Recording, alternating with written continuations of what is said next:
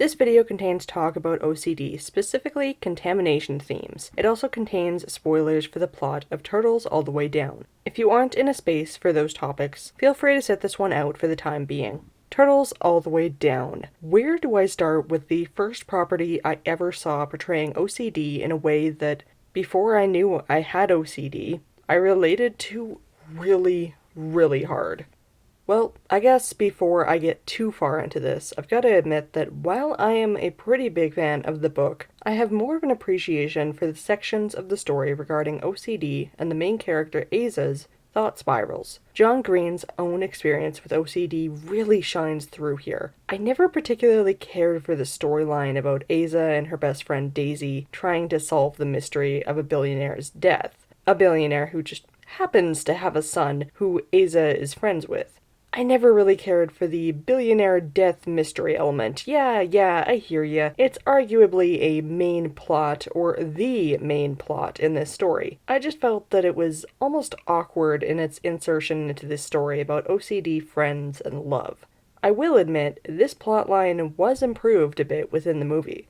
It was still almost in the background for me, despite being what half of the one-sentence description of the movie is on IMDb, but obviously I'm more interested in obsessive compulsive disorder. OCD is in my channel's name, after all. So, with that in mind, let's dive into my thoughts on OCD in the movie Turtles All the Way Down. From the very start of the story, OCD is recognized. Aza starts the story within therapy sessions, spouting off facts about bacteria. This is Aza's main OCD theme throughout the story. OCD often has concepts that people's obsessions will center around, called themes. Although germs and bacteria and cleaning are a bit of a broken record within the OCD community, it still rings true for a lot of people. It is something that rings true for the character of Aza. It's said that the reason a concept is considered a cliché is because it's seen so often, and I've definitely seen this within the parts of the OCD community that I've been within. Heck, I've had hand-washing compulsions in the past myself, germ obsessions and the like over the years. Aza is obsessed with the idea of a cut on her hand getting infected and contaminated with the bacteria C. difficile, or C. diff. Throughout the story, she's seen changing the band-aid that covers the cut on her finger. It's her compulsion to check it and to check the cut and ensure that there is no infection present. This has included checking with her friend Daisy if the cut looks infected as well. Checking with others can definitely be a compulsion in itself. It's one that I'm fortunate not to have dealt with, actually. The way that the film portrays OCD is surprisingly good, in my opinion. It portrays anxiety as a sort of static or buzzing noise or feeling in the background surrounding the obsessive thoughts. Then the thoughts come down, like the start of a rainstorm. A little drop here, another one there, but soon it's just an absolute flood. Sometimes the same ones over and over and over and over again, but often it's progression. It goes from one little thought, like, you could have a fever, and progresses to, you do, and then, because you have a fever, you have this serious illness. It's just a gradual progression of anxiety. But the way it shows OCD as not just a repetition of the same thought over and over again is great. It shows it as a straightforward progression of, you have this, so this is what you need to do. This was actually quite surprising to see. When I first learned about OCD, I learned about it as a kind of progressive multi-step problem. It starts with a potentially simple anxiety, and then the solution. What if you have an infection? Then your brain responds with a straightforward compulsion. You have to wash your hands and change the band-aid so you don't get an infection. But something I didn't recognize, or I suppose that I didn't fully accept about my own OCD, at least in the beginning, was that sometimes OCD is a bit more vague in its directions. It's not always, what if A? To prevent A happening, you have to do B. Sometimes it's just, do something, do something, do something, do something. Or even, you know what you have to do. You've done this before, do it, do it, do it, do it. Sometimes the compulsions are vague, or OCD brain, as I call it, recognizes that you've been through this OCD loop before. You already know what the compulsion is, so OCD brain doesn't really have to walk you through it step by step. But instead, all it needs to feed you, and the what-if machine, is just those what-ifs. It's just that fear. And because you've been down this path before, you know what the compulsion is to prevent it. Another way that OCD brain manifests and is represented well within Turtles All the Way Down is the back and forth mental conversations between OCD brain and rational brain. This is seen throughout the film, especially within the climax. After the car crash, when Aza is in the hospital, she has this back and forth mental argument between her logical side and her OCD brain. We even hear her pleading with her OCD brain to stop, to think of something, anything else. But it doesn't. Instead, the OCD thought spiral just keeps going around and around and around as her anxiety increases, and she goes full force into the compulsion of eating hand sanitizer to prevent C. diff from taking hold. This was such a powerful scene for me. The fight against doing the compulsion that you know is bad or even dangerous for you, when your own fight, flight, freeze response is screaming to fix whatever wrong it's obsessed with. It was really real for me. Every time we got that peek into Aza's brain and her OCD thought patterns, I would get this overwhelming feeling of, damn, I know this. I've been there. As much as that feeling sucks, and knowing that there are so many folks out there that have dealt with this terrible illness of OCD, it felt really and powerful to be able to see this struggle on the screen. Obsessive compulsive disorder has long been the subject of jokes or poor representation, but this film, it captured the feelings of worry, panic, and terror that OCD brings with it. Something it didn't show nearly as much, but it did show at least once, was that feeling of almost overwhelming and sometimes instantaneous relief after doing a compulsion. In the film, we see Aza standing there at the bathroom sink after completing a compulsion of cleaning her cut and its band-aid. We see her there in that moment after that OCD loop and hear this deep sigh of relief and that mild release of tension in the body. She knows that this is a loop of OCD that will come again, but for now, it's gone. For now, it's finished and she can most literally breathe that sigh of relief. It was good to show that relief after the compulsion. It's something that isn't often shown, and it's just this palpable feeling that for all of the representation that OCD gets, I don't think I've ever seen that on screen. So this is something I was glad to see put on the screen, that whole cycle of an OCD episode. We see the buzz of the anxiety, the obsessive thought spiral, the attempt to push it away, and that seemingly inevitable compulsion followed by that brief sense of relief. We see that whole cycle near the beginning of the film. Then we keep seeing the cycle as it grows and gets worse and worse, because that's what OCD is. A cycle. It also portrays the more anxious side of OCD. Sometimes it isn't all obsessions that lead to compulsions. Sometimes, at least from my experience, which is also mirrored in the film, there's just that buildup of anxious thoughts that circle in your brain. I'm the bad guy. You're sweating. They probably think you're just a sweaty freak. You can't have a boyfriend, you can't go to college, you can't even control your own brain.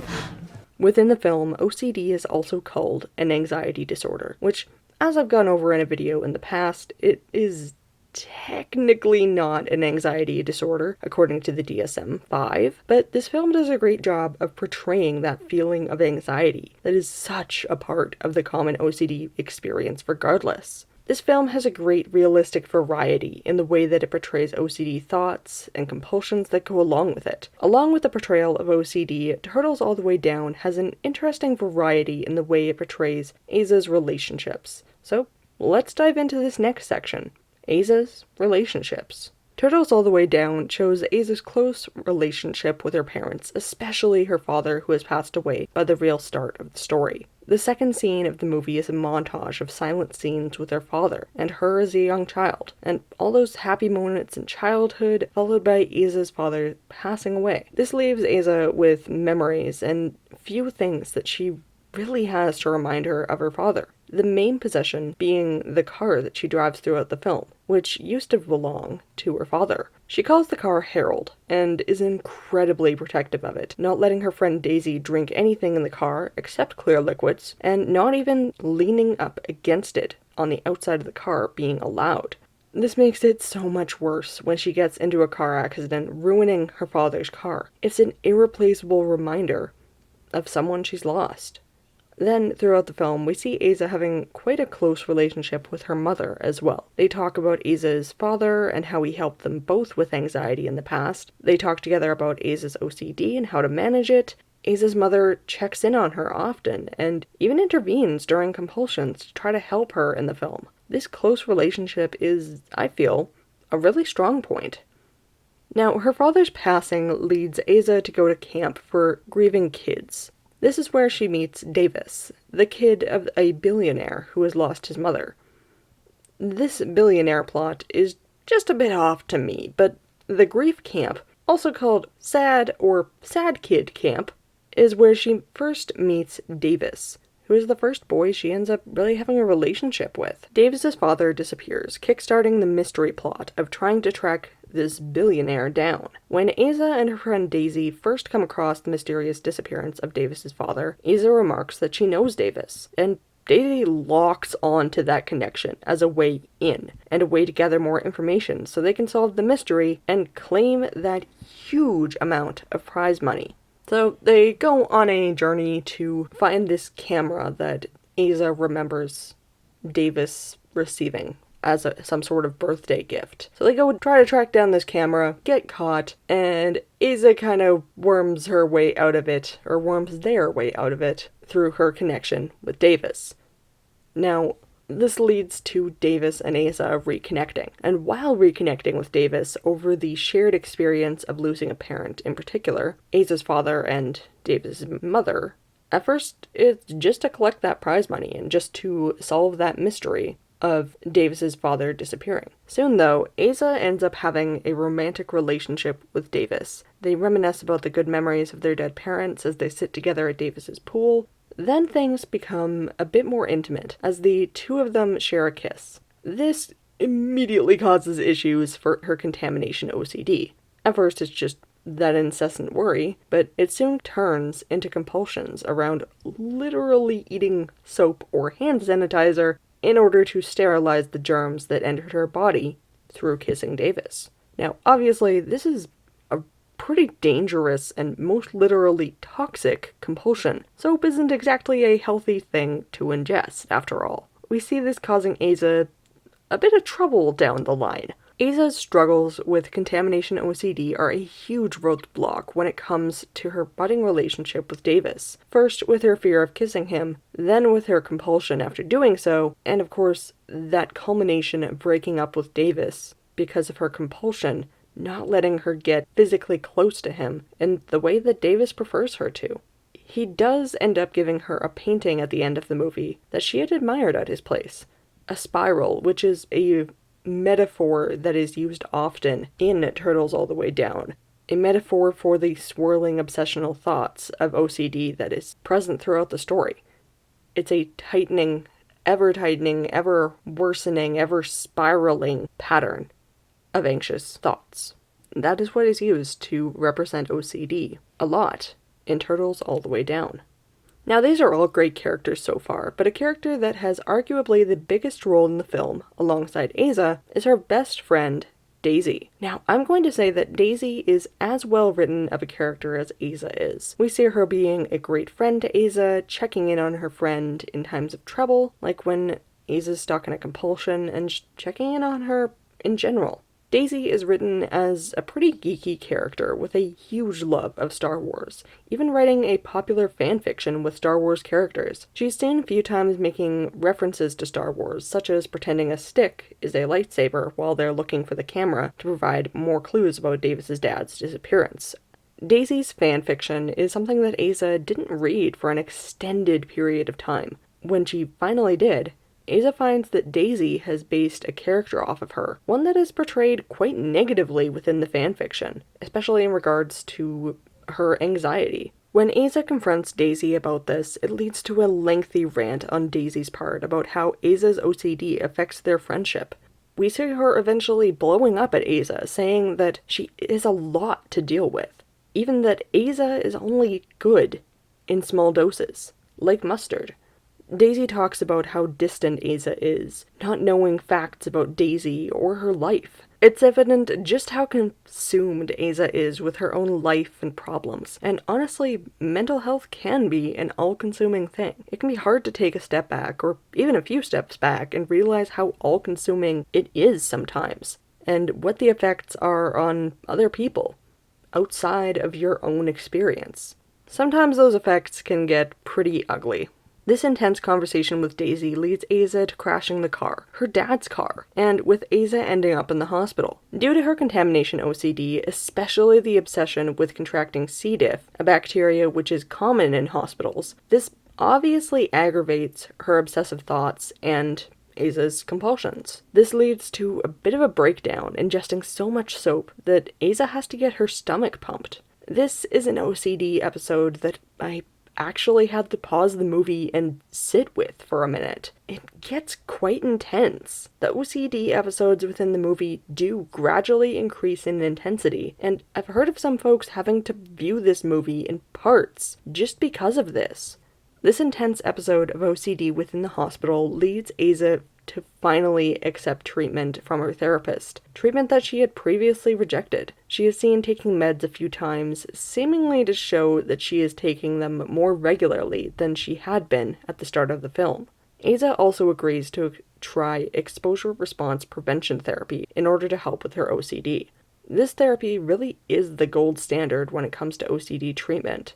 It's a lot of hard work, but it's what ultimately helps a lot of people take control over obsessive compulsive disorder. It's a main factor in why I'm able to manage my own obsessive compulsive disorder. After getting out of the hospital, she also takes the opportunity to be more attentive to her friends, where previously she was more attentive to her OCD than the people around her. Daisy apologizes for basing a character off Aza and making that character so negative. Aza forgives her, but honestly, maybe it's just me, but the apology scene it feels really forced and fake. It had been revealed during the conversation before the car crash that Daisy had been writing this negative Aza-based character for years at this point. Aza had just never read the fanfiction before, and had thus never realized it. Daisy went on such an angry rant about Aza and her inattentiveness before the crash, and the apology regarding Daisy writing this character and Aza insisting that she'd be more of an attentive friend, it seemed so fast. It seems like there should be more substance at the very least. A little bit of presumed time between the apology and the acceptance on both sides. More than just a cut to a different scene. So it kind of rings a bit hollow to me that they'd both go back to being friends so quickly. I understand that the movie and the story had to wind down and they had to solve this mystery together and all this, but that ending to the story just didn't work for me. It felt like it should have been extended just a little bit, like there wasn't enough substance to it. These were problems that had built up for years at this point and were solved within minutes. Perhaps there's the implication that the seriousness of the car crash brings more weight to the situation, and thus making up for this speed run of an apology. I think that this probably was the thought behind it, but either way, it still just kind of rubs me the wrong way. It's just a little bit off. The whole ending with them suddenly finding out what happened to Davis's father and that insistence that Aza be the one to tell Davis instead of the police. The whole thing, I don't know. It feels like the ending just needed to get things done. So it did like marking things off on a checklist. But Daisy did get a little bit of redemption in the final scene of the film. There is a bit of a time skip, 2 months from that checklist ending. Aza and Daisy sit down in Aza's backyard. Aza asks Daisy if she thinks Aza will ever be able to actually be with someone. This positive answer by Daisy that Aza will have a very full life is followed up by a collage of different pieces of Aza's future. Graduating university, marrying someone, having a family. She does say that it'll be a life with ups and downs, but it'll be full. And she will always love and be loved. So, a nice ending for Daisy and Aza after all. Overall, Daisy is a well-written character, but she gets kind of wronged by that speed run that was the story's wrap-up, before a little bit more of a happy ending is tacked on at the very end. So, bit of a mixed bag when it comes to Daisy, in my opinion. Now, obviously, there are some characters within the film and within the story that I'm not mentioning, such as Aza's therapist or other friend, Michael. While I acknowledge that they each have a role to play within the film, I don't have a lot to say about them in particular. Aza's therapist is a great help when it comes to OCD and the audience learning about treatment options for the disorder, which Aza is initially quite reluctant to utilize. Aza is not consistent with her medication until the end of the film, and is hesitant about trying ERP, exposure response prevention therapy, again, until the end of the film. Aza's therapist does a decent job at trying to break down Aza's mental barriers, and I would say actually doing so. Otherwise, I don't have a lot to say. Decent therapist character from my perspective. Now, Aza's other friend, Michael, does have a good role to play as Daisy's eventual love interest and another friend to Aza. It is ultimately at an art show featuring Michael, in which they solve the mystery of Davis's father's disappearance. So, yeah, okay, he definitely does have a role within the film, but nothing in particular that I have to say about the OCD plotline regarding Michael in particular. I don't have anything against them, or anything in particular towards them. They're just good. Just like the little cameo that John Green has in the film as Mr. Adler, the gym teacher. Nothing major, just a nice little role within the film.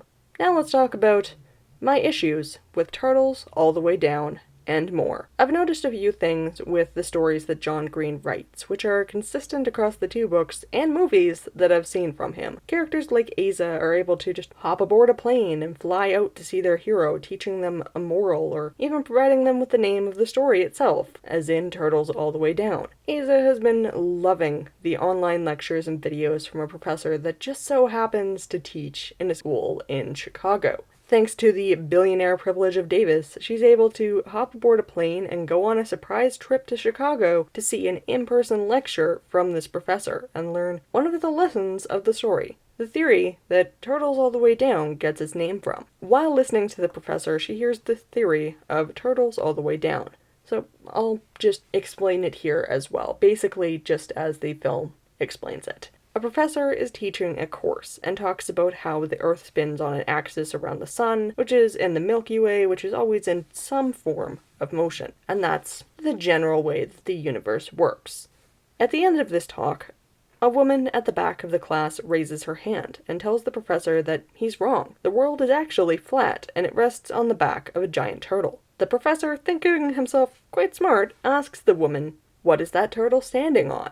The woman kind of smirks and responds, "Well, that turtle is on the back of another even larger turtle." The professor then asks what that turtle is standing on, and she repeats that it's on the back of another larger turtle. The professor asks one more time, "What is that larger turtle, that stack of turtles, standing on?" The lady says to him, "It's all turtles. It's turtles all the way down." The Turtles All the Way Down theory is one of infinite regress. From my understanding, it argues that each argument requires justification, but each justification requires its own justification, and on and on and on and on. This isn't too dissimilar to the way OCD functions with its what-ifs and thought spirals that each require their own what-ifs and their own questions and uncertainties. It's infinite, just like the infinite spiral of what-ifs in OCD. While I think that it's an interesting theory and an interesting concept, the idea of a character just up and going to somewhere on a plane without any planning just because they have the money, it just kind of floors me. Maybe it's supposed to. Or maybe it's supposed to just be something to move the plot along. Either way, not a huge fan. I've also noticed this with The Fault in Our Stars.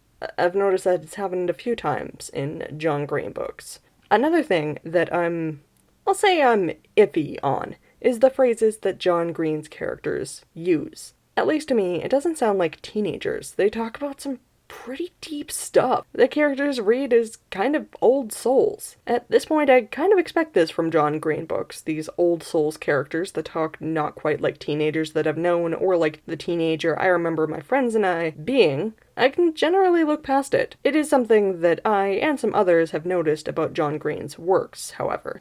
So at this point, I think it's just kind of a John Greenism, and I'm always a little bit uncertain about it, but I do still enjoy his books overall. Now, for overall thoughts.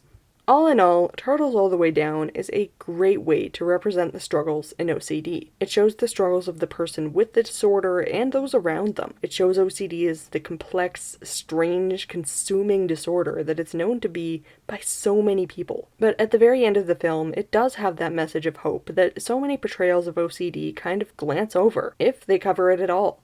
OCD might be an ongoing battle, but it's one that you can work through with its ups and downs while still having a full life. All in all, I'm really glad to see Turtles All the Way Down have such a far reach in both book and, so far at least, in movie form.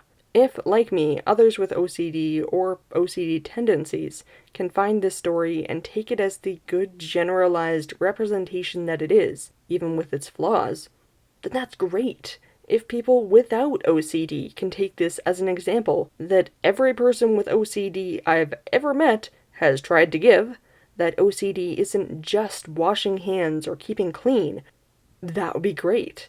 If this story can be that kind of inside window to how OCD can present and the serious challenge that OCD can pose to those that suffer with it, then that would be amazing. If you've seen this movie, let me know your thoughts on it in the comments down below. Also, let me know if you want to hear my thoughts on the book, Turtles All the Way Down, or other representations of OCD in films, books, or other media. Just please leave those suggestions all down below, and I'll put it on the list of media to review and tackle. Honestly, I love hearing people's suggestions, and I love getting to tackle what people actually want to hear from me. If you have any other subjects about mental health or LGBTQIA+ topics that you'd like to see covered, please let me know down in the comments. As always, my resources are listed in the description down below. Thanks for watching the OCD MB. Stay safe out there.